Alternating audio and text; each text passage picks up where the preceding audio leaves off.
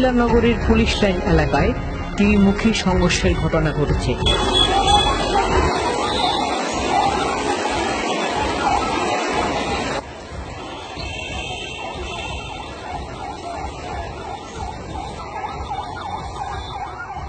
রবিবার বিকাল 4টা থেকে সন্ধ্যা 6:30 পর্যন্ত দফায় দফায় সংঘর্ষের ঘটনা ঘটে।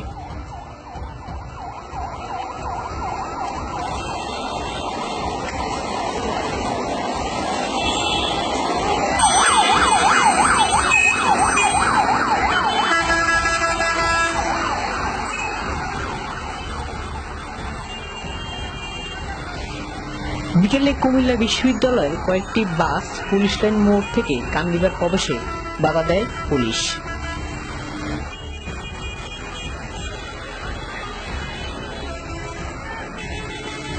পুলিশের ধারণা ছিল কোটা সংস্কার আন্দোলন নিয়ে কান্দিবার জড়ো হচ্ছে বিশ্ববিদ্যালয়ের শিক্ষার্থীরা। তবে কুমিল্লা বিশ্ববিদ্যালয়ের শিক্ষার্থীরা পুলিশের বাধা উপেক্ষা করে জোরপূর্বক বাস কান্দিবার দিকে নিয়ে যায়।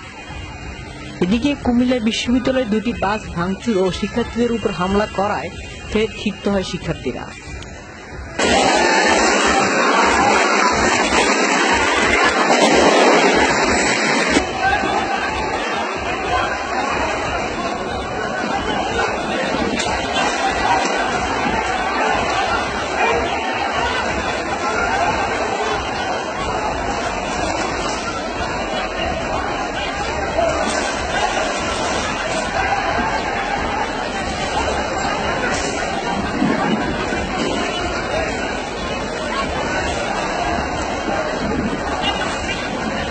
অতঃপর কবির ফেসবুক গ্রুপে বাস হামলার অভিযোগ তুলে পোস্ট দেওয়া হয়।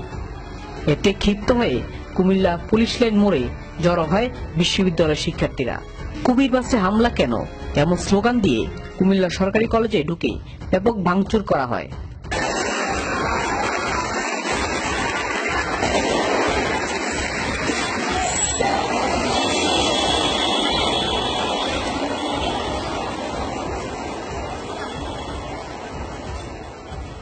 বিশ্ববিদ্যালয়ের শিক্ষার্থীদের দাবি, সরকারি কলেজের ছাত্রলীগ কর্মীরা তাদের বাসে হামলা করেছে।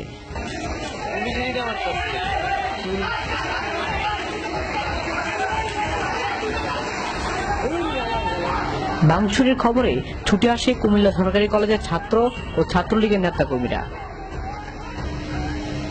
এই ঘটনার পরেই ত্রিমুখী সংঘর্ষ শুরু হয়।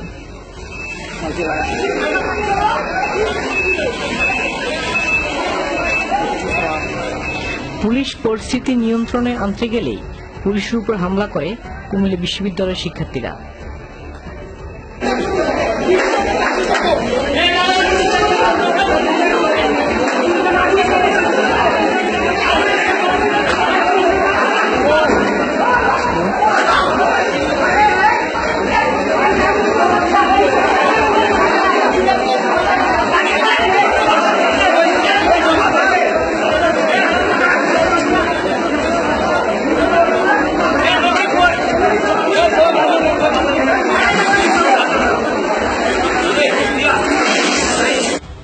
এ সময় পুলিশ লাইন এলাকায় ৬-৭টি দোকান ও ২০টির বেশি গাড়ি ভাঙচুর করে কুবি ছাত্ররা।